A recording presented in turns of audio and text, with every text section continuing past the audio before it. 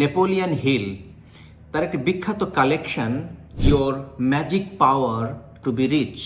এই বইটা মূলত 3টি বইয়ের সমন্বয়: think and grow rich, the magic ladder to success, আর থার্ড বুক হলো the master key to riches. অর্থাৎ একজন মানুষ যদি রিচ হতে চায়, যে কোনোভাবেই, সম্পদ অর্জন করে হোক বা জ্ঞান দিয়ে হোক, ম্যাটেরিয়ালিস্টিক পয়েন্ট অফ ভিউ থেকে হোক আর ইন্টেলেকচুয়াল পয়েন্ট অফ ভিউ থেকে হোক, তার জন্য এই বইটা একটা খনি সমতুল্য। সব কিছু আছে এই বইয়ের ভিতরেই, অনেকগুলো page. I have got the original book, original collections. এটার মোটামুটি বেশ দামি একটা বই, আমেরিকা থেকে সংগ্রহ করা, তো সেটা উদ্দেশ্য না। এই বইতে অনেকগুলো গল্প বলা আছে। সেই গল্পগুলোর ভিতরে ওয়ান অফ দি স্টোরি যেটা আমাকে অ্যাট্রাক্ট করেছে, এবং আমরা সবাই জানি ব্রুস লির কথা। আসলে ব্রুস লি একজন ফেমাস মার্শাল আর্ট। ব্রুস লি কিভাবে ব্রুস লি হলো, সে প্রথমে আমেরিকাতে গিয়েছিল বেসিক্যালি মার্শাল আর্টে অ্যাক্টিং করবার জন্য। অর্থাৎ সে তার মার্শাল আর্ট জানতো এবং তার অবজেক্টিভ ছিল ছোটোখাটো কোনো রোলে সে অ্যাক্টিং করবে। তো যাই হোক, অ্যাক্টিং ক্যারিয়ার ভালোই চলছিল। একদিন একটা ভালো একটা টিভি প্রোগ্রামের জন্য সে আসলে স্ক্রিন টেস্ট করতে যায়। স্ক্রিন টেস্টে সে সামহাও ডিসকোয়ালিফাইড হয় এবং সেখান থেকে সে হতাশায় ভেঙে পড়ে এবং সেখান থেকে সে আবার ঘুরে দাঁড়িয়েছে। এটা হলো ব্রুস লির ছোটোখাটো গল্প। আপনি কি জানেন ব্রুস লি কত বছর বয়সে মারা গেছে? মাত্র 30 বছর বয়সে, 32 বছর টু বি এক্স্যাক্ট বছরে মারা গিয়েছে। কিন্তু ব্রুস লির গল্প, Bruce Lee became Bruce Lee probably after his death. One of the major reason এই বইতে বলছেন যে সেটা হলো persistence, the ability to pursue, the ability to do, ability to focus. সেখানে নেপোলিয়ন হিল 8টা গুণাবলী কথা বলছে। যে পারসিস্টেন্স, প্রথমত বলছে স্টেট অফ মাইন্ড, এটা মাইন্ডের ওয়ান অফ দি স্টেট, এবং পারসিস্টেন্স এই স্টেটটাকে আমরা অ্যাচিভ করতে পারি যদি আমরা এই 8টি গুণাবলী অর্জন করতে পারি। গুণাবলী নাম্বার 1, ডেফিনিটনেস অফ পারপাস। আমাদের অনেকের ভিতরে ডেফিনিটনেস নাই। সো প্রথম কথা হলো যে আমরা কি অ্যাচিভ করতে চাই, you must have the definite goal. Napoleon Hill তার বইতে বলছেন। The second thing is desire from heart.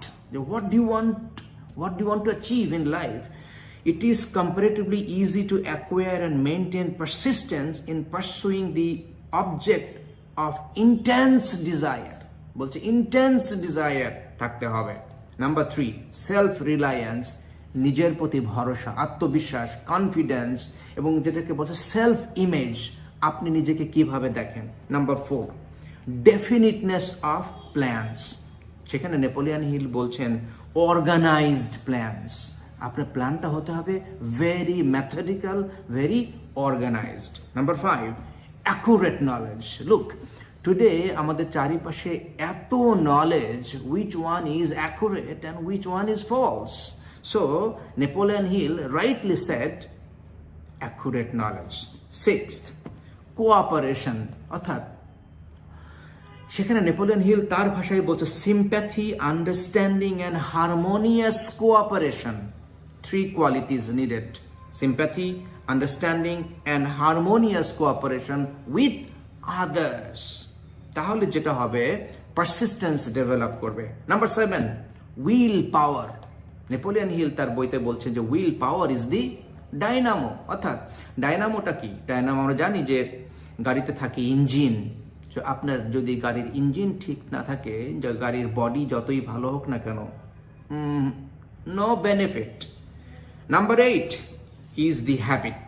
Napoleon Hill বলছে যে persistence is the direct result of habit. So remember, there are good habits and bad habits.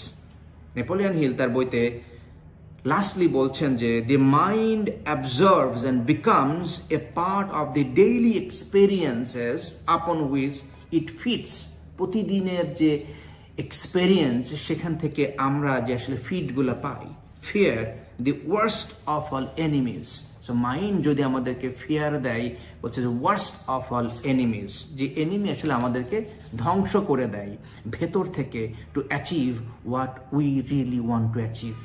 So the main criteria to achieve any bigger goal, I would say, based on Napoleon Hill and so many other books, so many other rich people, rich in terms of the intellectually rich, তারা যেটা বলছে যে persistence, of course Napoleon হিলও এভাবে বলছেন যে persistence জিনিসটা এমন, স্টিলের সাথে যেমন আয়রন ম্যাচ করে না, দুটি জিনিস সেপারেটেড থাকে।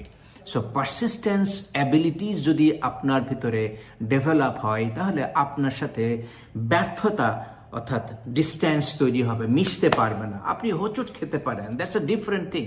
আপনি ব্যর্থভাবে চেষ্টা হতে পারে কোনো না কোনো অ্যাটেম্পট, বিকজ ব্যর্থতা কিন্তু সফলতারই একটা পার্ট, কিন্তু আলটিমেটলি আপনি আগিয়ে যাবেন when you have the persistence in your character inbuilt. So if you really need help, you can reach me out as a high performance coach. I can help you to achieve the persistence. And of course, thank you for watching. If you like this video, subscribe, click like and share. And again, I wish you all the very best and thank you for watching.